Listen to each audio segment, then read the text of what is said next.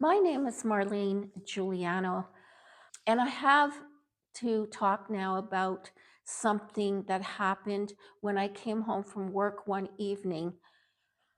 I was tired, and it was after dinner. I went to have a little nap in my bedroom. I heard some unusual noise, and it sounded like someone was around the perimeter of my bed. It just occurred to me that it was my middle son, and I called out to him.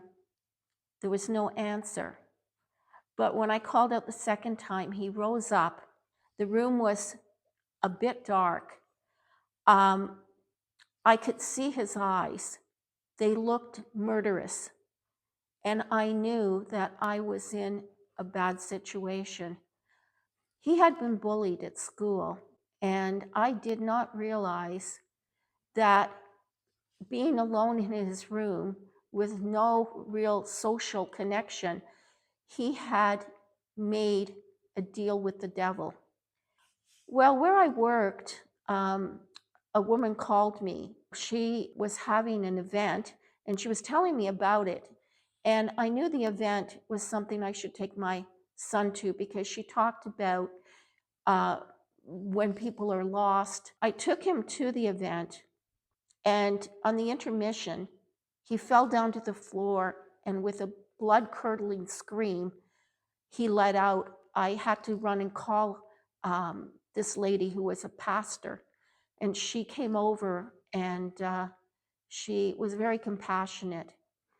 I really feel God heard my prayer and sent her to help me because I didn't know what would really happen to my son.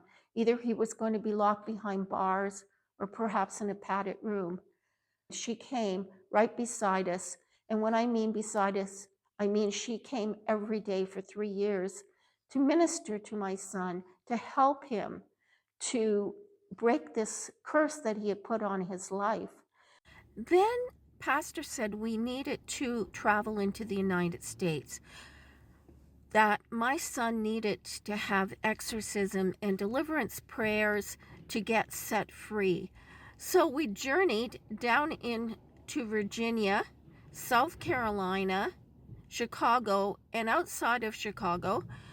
And then she set us up with a church that was outside of Buffalo that we attended quite often for this kind of prayerful help. Well, to bring it up to date to recently, this happened a while ago. My son has broken the deal he made with the devil through God's intervention, through this pastor's intervention, and he's now a caregiver helping other people.